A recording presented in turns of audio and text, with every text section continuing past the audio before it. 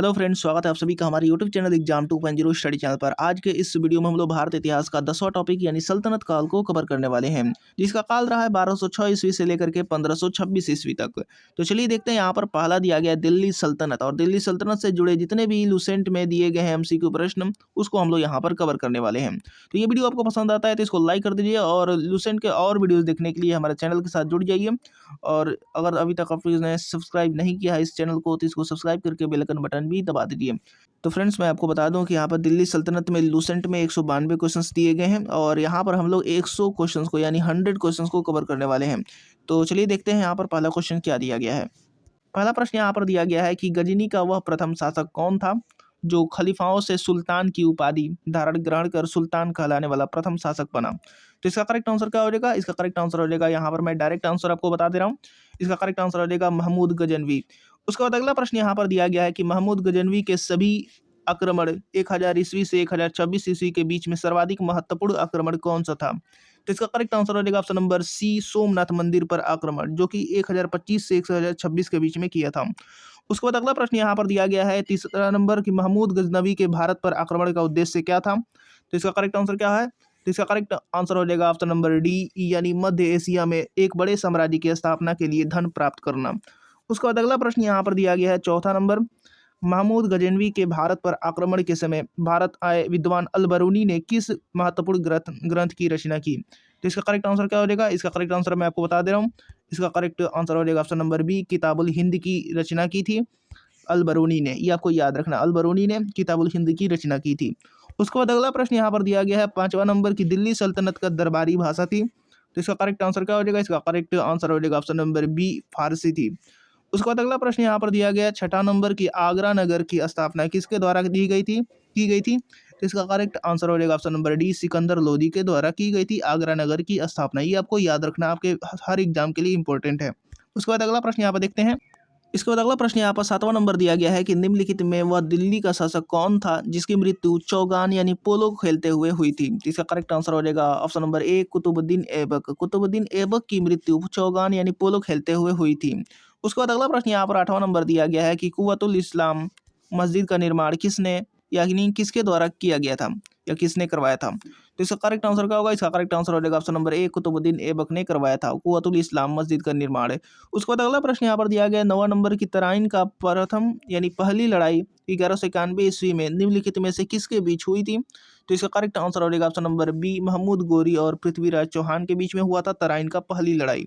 आपको याद रखना 1191 में हुआ था। उसके बाद अगला प्रश्न यहाँ पर दिया गया 10वां नंबर के निम्नलिखित में से किस खलजी शासक ने दिल्ली के राज सिंहासन पर बैठने के लिए अपने ससुर की हत्या कर दी थी?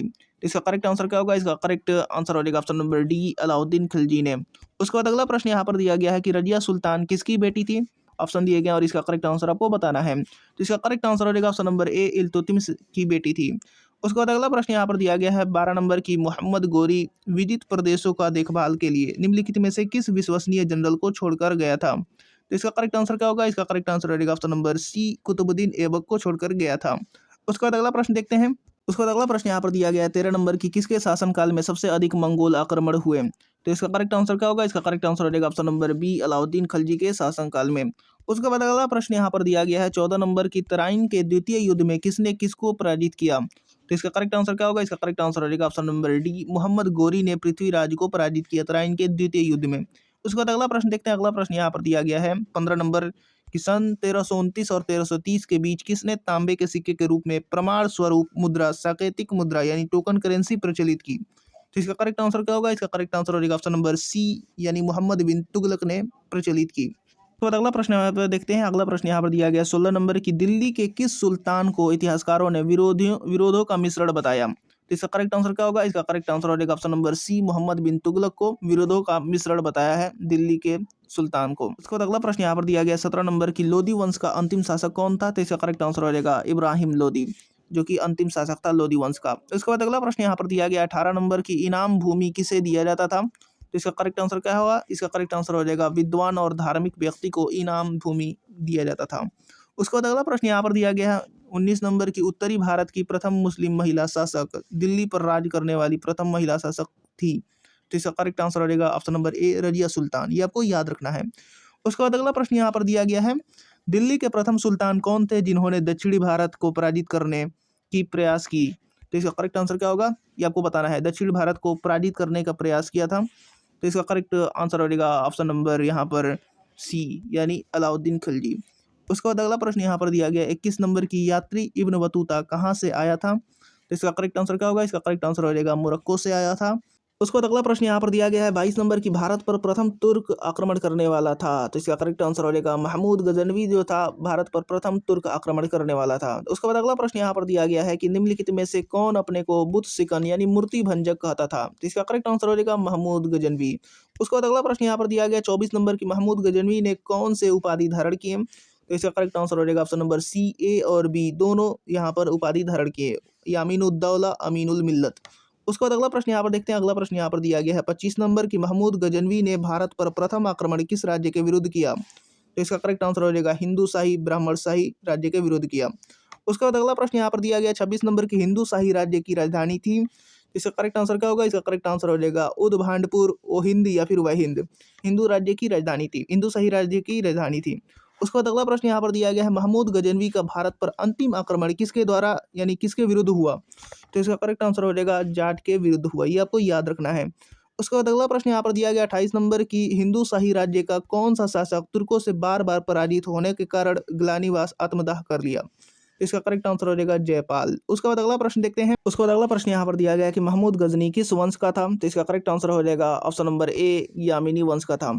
उसके बाद अगला प्रश्न यहाँ पर दिया गया है कि महमूद गजनवी के साथ भारत आने वाले इतिहासकारों में कौन शामिल नहीं था? तो इसका करेक्ट आंसर क्या होगा, इसका करेक्ट आंसर हो जाएगा ऑप्शन नंबर ए, शाहनामा का लेखक फिरदौसी। ये शामिल नहीं था, बाकी ये सब के सब इतिहासकार जो थे वो महमूद गजनवी के साथ आए थे। उसके बाद अगला प्रश्न यहाँ पर दिया गया 31 नंबर की महमूद गजनवी के आक्रमण के परिणाम स्वरूप कौन सा शहर फारसी संस्कृति का केंद्र बन गया? तो इसका करेक्ट आंसर क्या होगा, इसका करेक्ट आंसर हो जाएगा ऑप्शन नंबर ए, लाहौर। उसके बाद अगला प्रश्न यहाँ पर दिया गया कि निम्नलिखित में से किसने ढोल की तेज आवाज के साथ एक महिला का अपने पति को चिता के साथ स्वतः को जला लेने की दृश्यों का भयानक चित्रण किया है? तो इसका करेक्ट आंसर हो जाएगा ऑप्शन नंबर ए, इब्न बतूता ने। उसके बाद अगला प्रश्न यहाँ पर दिया गया है कि भारत में मुस्लिम राज का संस्थापक माना जाता है, तो किसको माना जाता है? तो इसका करेक्ट आंसर हो जाएगा option number A, Mohammad Ghori. उसके बाद अगला प्रश्न यहाँ पर देखते हैं। अगला प्रश्न यहाँ पर दिया गया 34 नंबर की किसने इक्तादारी प्रथा चलाई? तो इसका करेक्ट आंसर हो जाएगा ऑप्शन नंबर सी, यानी इल्तुतमिश ने इक्तादारी प्रथा चलाई। ये आपको याद रखना है। उसके बाद अगला प्रश्न यहाँ पर दिया गया कि लाख बख्श के नाम से जाना जाने वाला भारतीय शासक कौन था? तो इसका करेक्ट आंसर हो जाएगा ऑप्शन नंबर सी, यानी कुतुबुद्दीन ऐबक को लाख बख्श के नाम से जाना जाता था। उसके बाद अगला प्रश्न यहाँ पर दिया गया है 13वीं सदी में सेना का सर्वोच्च अधिकारी होता था। तो इसका करेक्ट आंसर हो जाएगा ऑप्शन नंबर बी, खान। उसके बाद अगला प्रश्न यहाँ पर दिया गया भारत में गुलाम वंश की संस्थापक कौन था? तो इसका करेक्ट आंसर आपको बताना है। तो इसका करेक्ट आंसर हो जाएगा option number A, Qutbuddin Aibak.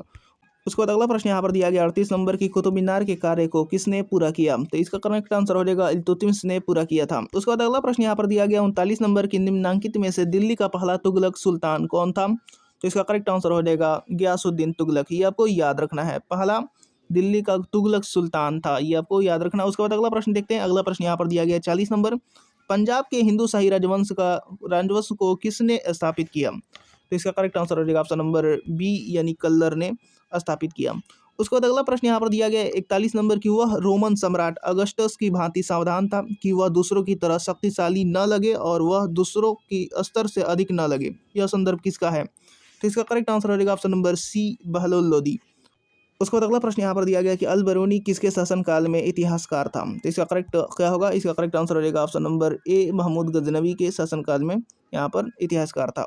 उसके बाद अगला प्रश्न यहाँ पर दिया गया सुमेलित करें। सूची 1 को सूची 2 के साथ सुमेलित करना है। यहाँ पर निजामुद्दीन औलिया का यहाँ पर हो जाएगा सूफी संत, मलिक काफूर का हो जाएगा हजार दिनारी भी कहलाता था, अलाउद्दीन खिलजी का हो जाएगा नियंत्रित दाम व राशन की शुरुआत की, और जलालुद्दीन फिरोज खिलजी का हो जाएगा यहाँ पर तीसरा नंबर। ये आपको याद रखना है, यानी दास राजवंश उखाड़ फेंका। तो इसका करेक्ट आंसर क्या हो जाएगा 2, 4, 1, 3। ये आपको याद रखना है। ऑप्शन नंबर यहाँ पर ए करेक्ट हो जाएगा, यहाँ पर 2, 4, 1, 3 करेक्ट हो जाएगा। उसके बाद अगला प्रश्न यहाँ पर दिया गया 44 नंबर की निम्नलिखित में से कौन सा शासक दास यानी गुलाम राजवंश से संबंधित था? तो इसका करेक्ट आंसर क्या होगा, इसका करेक्ट आंसर हो जाएगा ऑप्शन नंबर ए, इल्तुतमिश। उसके बाद अगला प्रश्न यहाँ पर दिया गया है कि दक्षिण अफ्रीकी यात्री इब्न बतूता किसके शासनकाल में भारत आया था? तो इसका करेक्ट आंसर हो जाएगा ऑप्शन नंबर सी, मोहम्मद बिन तुगलक के शासनकाल में भारत आया था। उसके बाद अगला प्रश्न यहाँ पर दिया गया है कि महमूद गजनवी ने भारत पर कितनी बार आक्रमण किया था। तो इसका करेक्ट आंसर हो जाएगा ऑप्शन नंबर सी, यानी 17 बार यहाँ पर आक्रमण किया था। ये आपको याद रखना है। उसके बाद अगला प्रश्न यहाँ पर दिया गया है 47 नंबर की, किसने अपने आप को खलीफा घोषित किया था। तो इसका करेक्ट आंसर हो जाएगा option number D, Mubarak Shah Khilji ने। उसके बाद अगला प्रश्न यहाँ पर दिया गया है लोधी वंश का संस्थापक कौन था। इसका करेक्ट आंसर क्या होगा। इसका करेक्ट आंसर हो जाएगा ऑप्शन नंबर सी, यानी बहलोल लोधी। उसके बाद अगला प्रश्न यहाँ पर दिया गया है 49 नंबर की, भारतीय इतिहास में बाजार नियमों मूल्य नियंत्रण पद्धति की शुरुआत किसने की थी। तो इसका करेक्ट आंसर क्या होगा। इसका करेक्ट आंसर हो जाएगा option number D, Alauddin Khilji ने की थी। उसके बाद अगला प्रश्न यहाँ पर दिया गया है कि राज्य संबंधों में उलेमा के दखल का विरोध किस सुल्तान ने किया था। उलेमा के दखल का विरोध किस सुल्तान ने किया था। तो इसका करेक्ट आंसर हो जाएगा ऑप्शन नंबर बी, यानी अलाउद्दीन खिलजी ने। उसके बाद अगला प्रश्न यहाँ पर दिया गया है कि अल बरूनी द्वारा रचित पुस्तक किताबुल हिंद या तारीखुल हिंद में किन विषयों की समीक्षा की गई है। तो इसका करेक्ट आंसर हो जाएगा ऑप्शन नंबर डी, इनमें से सभी। उसके बाद अगला प्रश्न यहाँ पर दिया गया है कि अल बरूनी का पूरा नाम था। तो अल बरूनी का नाम था, पूरा नाम क्या था। तो इसका करेक्ट आंसर हो जाएगा option number A, Abu Rehan Mohammad. उसके बाद अगला प्रश्न यहाँ पर दिया गया है 53 नंबर की, अल बरूनी के अनुसार अत्यज चतुवर्ण के नीचे का वर्ग में शामिल थे। आपको बताना है कि चतुवर्ण के नीचे का वर्ग में शामिल कौन से थे। तो इसका करेक्ट आंसर क्या होगा। इसका करेक्ट आंसर हो जाएगा ऑप्शन नंबर सी, ए और बी दोनों, यानी धोबी, मोची, जादूगर, डालिया व ढाल बनाने वाला, नाविक, मछुआ, व्याध और जुलाहा, ये सब के सब यहाँ पर अत्यज यानी चतुवर्ण के नीचे का वर्ग शामिल थे। उसके बाद अगला प्रश्न यहाँ पर दिया गया कि 11वीं सदी के भारत का दर्पण किसे कहा जाता है। तो इसका करेक्ट आंसर क्या होगा। इसका करेक्ट आंसर हो जाएगा ऑप्शन नंबर ए, किताबुल हिंद को कहा जाता है। उसके बाद अगला प्रश्न यहाँ पर देखते हैं। अगला प्रश्न यहाँ पर दिया गया है 55 नंबर की, वह हिंद का युद्ध 1008 से 1009 निम्नलिखित में किनके बीच लड़ा गया। तो इसका करेक्ट आंसर क्या होगा। इसका करेक्ट आंसर हो जाएगा option number A, Mohammad Ghaznavi और आनंद पाल के बीच में वह हिंद का युद्ध हुआ था। उसके बाद अगला प्रश्न यहाँ पर दिया गया है कि दिल्ली सल्तनत का वह प्रथम सुल्तान कौन था जिसने अस्थायी सेना रखी थी। तो इसका करेक्ट आंसर हो जाएगा ऑप्शन नंबर सी, यानी अलाउद्दीन खिलजी ने रखी थी। उसके बाद अगला प्रश्न यहाँ पर दिया गया 57 नंबर, सुल्तान अलाउद्दीन खिलजी की बाबत के संबंध में निम्नलिखित कथनों पर विचार कीजिए। यहाँ पर बताना है कि कौन सा सही है। यानी पहला कथन दिया गया अलाउद्दीन खिलजी ने अनाज के दाम नियत किए। उसके बाद दूसरा नंबर यहाँ पर दिया गया कि अलाउद्दीन खिलजी पहला सुल्तान था जिसने सैनिकों को नकद वेतन दिया। तीसरा दिया गया कि अलाउद्दीन खिलजी के शासनकाल में किसानों द्वारा दिए गए भू राजस्व का अंश फसल के आधे तक बढ़ा दिया गया था। तो इसका करेक्ट आंसर क्या होगा। इसका करेक्ट आंसर हो जाएगा सभी सही है। यहाँ पर तीनों कथन सही है। उसके बाद अगला प्रश्न यहाँ पर दिया गया है 58 नंबर की, दिल्ली के निम्नलिखित सुल्तानों में से किसने तैमूरी शासक मिर्जा शाहरुख के अधिराज्य में आना स्वीकार किया। तो इसका करेक्ट आंसर क्या होगा। इसका करेक्ट आंसर हो जाएगा ऑप्शन नंबर सी, यानी खिज्र खां सैयद। उसके बाद अगला प्रश्न यहाँ पर दिया गया है कि निम्न में से कौन गुलरुखी के उपनाम से कविताएं लिखा करता था। तो इसका करेक्ट आंसर क्या होगा। इसका करेक्ट आंसर हो जाएगा option number D, Sikandar Lodi. उसके बाद अगला प्रश्न यहाँ पर 60वां नंबर दिया गया कि निम्न में से कौन सा कथन रजिया सुल्तान के संबंध में असत्य है। तो आपको बताना है कि कौन सा कथन इसमें से असत्य है। तो मैं डायरेक्ट आंसर आपको बता दे रहा हूँ। यहाँ पर डायरेक्ट आंसर यहाँ पर हो जाएगा ऑप्शन नंबर डी, यानी रजिया ने सर्वप्रथम तुर्क सामंत वर्ग की शक्ति को सुदृढ़ता प्रदान करने की कोशिश की और गैर तुर्की शासक वर्ग को शक्तिहीन बना दिया। ये बात यहाँ पर गलत है, असत्य है रजिया सुल्तान के संबंध में। उसके बाद अगला प्रश्न यहाँ पर दिया गया 61 नंबर की, निम्न में से कौन सा कथन बलबन के संबंध में असत्य है। तो इसका करेक्ट आंसर क्या होगा। इसका करेक्ट आंसर हो जाएगा ऑप्शन नंबर डी, इनमें से कोई नहीं। और उसके बाद अगला प्रश्न देखते हैं। अगला प्रश्न यहाँ पर दिया गया कि दिल्ली पर शासन करने वाले निम्न वंशों का सही क्रम क्या है। तो यहाँ पर बताना है कि सही क्रम क्या है। सबसे पहले कौन था, फिर दूसरा कौन था, तीसरा कौन था, चौथा कौन था और पांचवा कौन था, ये आपको बताना है। तो इसका करेक्ट आंसर हो जाएगा ऑप्शन नंबर बी, यानी 1 2 5 4 3। पहले गुलाम वंश, फिर खलजी वंश, फिर उसके बाद तुगलक वंश, फिर उसके बाद सैयद वंश, फिर उसके बाद लास्ट में यहाँ पर लोधी वंश। उसके बाद अगला प्रश्न यहाँ पर देखते हैं। मोहम्मद गोरी के आक्रमणों का निम्न में से कौन सा परिणाम नहीं हुआ। तो आपको बताना है कि नहीं हुआ। तो इसका करेक्ट आंसर क्या होगा। इसका करेक्ट आंसर हो जाएगा ऑप्शन नंबर ए, यानी पंजाब से लेकर बंगाल तक फिर से उत्तरी भारत पर एक केंद्रीय सत्ता के अधीन हो गया। ये परिणाम नहीं हुआ। उसके बाद अगला प्रश्न यहाँ पर 64 नंबर दिया गया है कि तुर्कों द्वारा राजपूतों को पराजित करने का निम्न में से कौन सा कारण था। तो इसका करेक्ट आंसर क्या होगा। यहाँ पर कारण दिया गया और यहाँ पर ऑप्शन में से आपको बताना है। तो इसका करेक्ट आंसर हो जाएगा 1 2 3, यानी उनके समाज का पृथकतावादी एवं अनुदार होना, असमानता पर आधारित जाति व्यवस्था, विज्ञान एवं प्रौद्योगिकी की अवनति। ये करेक्ट आंसर हो जाएगा 1 2 3। उसके बाद अगला प्रश्न यहाँ पर देखते हैं 65 नंबर। और ये वीडियो आपको पसंद आ रहा है तो इसको लाइक कर दीजिएगा, और अभी तक आपने इस चैनल को सब्सक्राइब नहीं किया है तो चैनल को सब्सक्राइब कर लीजिए और साथ में बेल आइकन बटन भी दबा दीजिए। उसके बाद अगला प्रश्न यहाँ पर 65 नंबर दिया गया है कि गुलाम वंश के आरंभिक शासकों का निम्न में से कौन सा सही अनुक्रम है। तो इसका करेक्ट आंसर आपको बताना है। तो इसका करेक्ट आंसर हो जाएगा ऑप्शन नंबर बी, यानी 1 4 2 3। यानी पहले कुतुबुद्दीन ऐबक, फिर उसके बाद आराम शाह, फिर उसके बाद इल्तुतमिश और फिर उसके बाद रजिया सुल्तान। उसके बाद अगला प्रश्न देखते हैं। अगला प्रश्न यहाँ पर दिया गया 66 नंबर की, अलाई दरवाजा निम्न में से किसका मुख्य द्वार है? तो इसका करेक्ट आंसर क्या होगा? इसका करेक्ट आंसर हो जाएगा ऑप्शन नंबर सी, कुतुब मीनार। अगला प्रश्न यहाँ पर दिया गया है कि निम्न को सुमेलित करें। निम्न को सुमेलित करना है, यहाँ पर मिलान करना है और यहाँ पर ऑप्शन बताना है कौन सा करेक्ट होगा। तो इसका करेक्ट आंसर मैं आपको बता दे रहा हूँ। यहाँ पर करेक्ट आंसर हो जाएगा पहला का, हिंदुओं का द्वारा किए जाने वाला भूमि कर, खराज, और उसके बाद युद्ध की लूट में राज्य का 1/5 भाग को खुम्स, और मुस्लिमों द्वारा दिया जाने वाला भूमि कर को क्या कहा जाता था? उस्र, और मुस्लिमों पर लगने वाला धार्मिक कर जकात। ये करेक्ट आंसर हो जाएगा। यहाँ पर क्या हो जाएगा? 2 1 3 4, 2 1 3 हो जाएगा। यहाँ पर ऑप्शन नंबर ए करेक्ट हो जाएगा, 2 1 3 4। उसके बाद अगला प्रश्न देखते हैं। अगला प्रश्न यहाँ पर दिया गया है कि इब्राहिम लोदी के बारे में निम्न में से क्या सत्य नहीं है? तो इसका करेक्ट आंसर क्या होगा?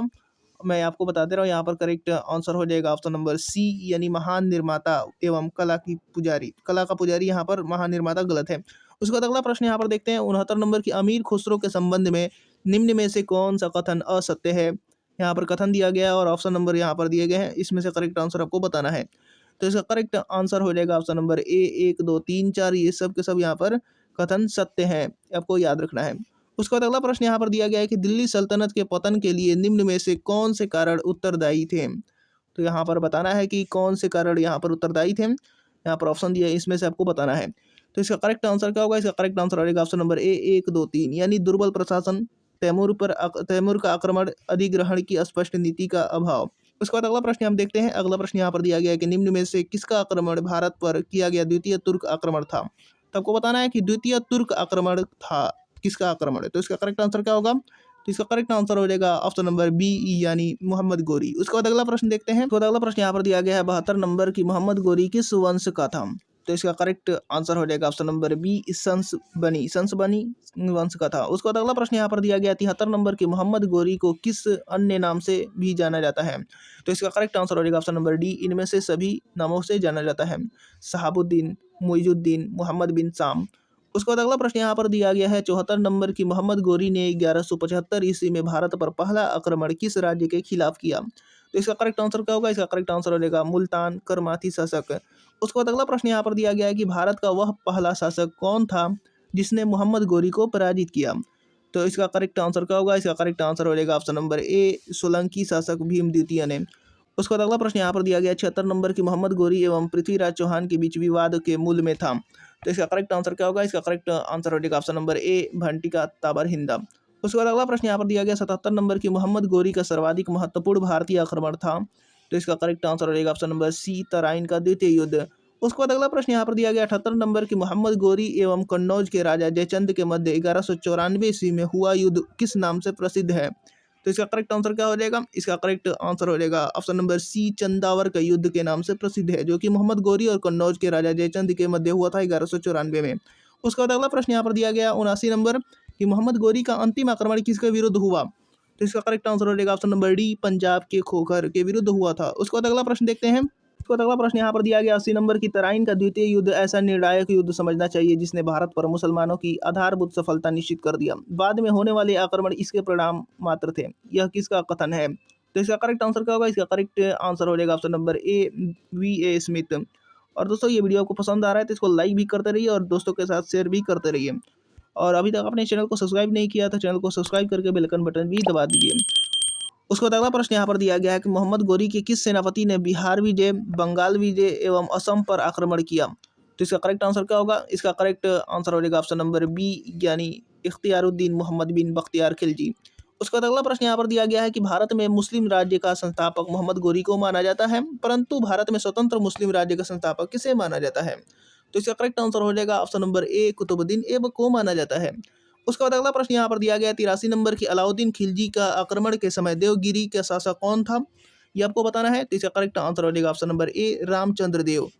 उसके बाद अगला देखते हैं। अगला प्रश्न यहाँ पर दिया गया 84 नंबर की, जब उसने राजत्व प्राप्त किया तो वह शरीयत के नियमों और आदेशों से पूर्णतया स्वतंत्र था। बर्नी ने यह कथन किस सुल्तान के लिए कहा है? तो इसका करेक्ट आंसर हो जाएगा ऑप्शन नंबर सी, यानी अलाउद्दीन खिलजी के सुल्तान के लिए कहा। उसके बाद अगला प्रश्न यहाँ पर दिया गया 85 नंबर की, सुल्तान काल में भू राजस्व का सर्वोत्तम ग्रामीण अधिकारी था? तो कौन ग्रामीण अधिकारी था? तो इसका करेक्ट आंसर हो जाएगा ऑप्शन नंबर ए, चौधरी। उसके बाद अगला प्रश्न यहाँ पर दिया गया है कि तैमूर के आक्रमण के बाद भारत में किस वंश का राज स्थापित हुआ? तो इसका करेक्ट आंसर हो जाएगा ऑप्शन नंबर बी, यानी सैयद वंश। उसके बाद अगला प्रश्न हम देखते हैं। अगला प्रश्न यहाँ पर दिया गया है कि निम्नलिखित में से किस सुल्तान के दरबार में सबसे अधिक गुलाम थे? तो इसका करेक्ट आंसर क्या होगा? इसका करेक्ट आंसर रहेगा option number D, Firoz Tughlaq के दरबार में सबसे अधिक गुलाम थे। उसके बाद अगला प्रश्न यहाँ पर दिया गया है कि निम्नलिखित में से किस सुल्तान ने बेरोजगारों को रोजगार दिया?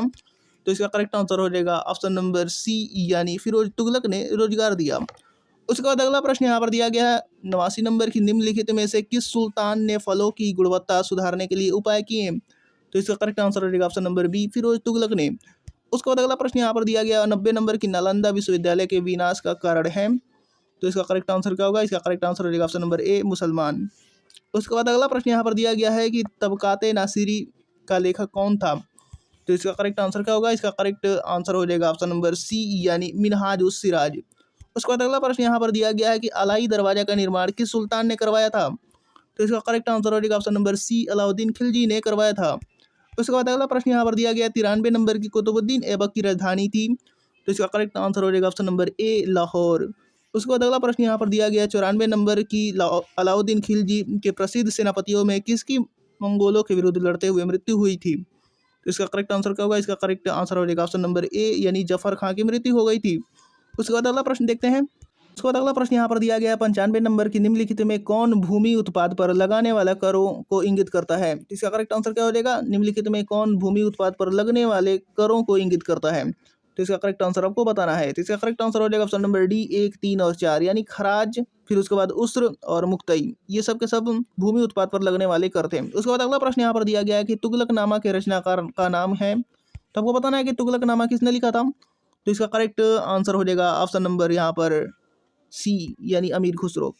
उसके बाद अगला प्रश्न यहाँ पर दिया गया है कि भारत में मोहम्मद गोरी ने किसको प्रथम अक्ता प्रदान किया? तो आपको बताना है कि भारत में मोहम्मद गोरी ने किसको प्रथम अक्ता प्रदान किया? तो इसका करेक्ट आंसर हो जाएगा option number B, Qutbuddin Aibak को।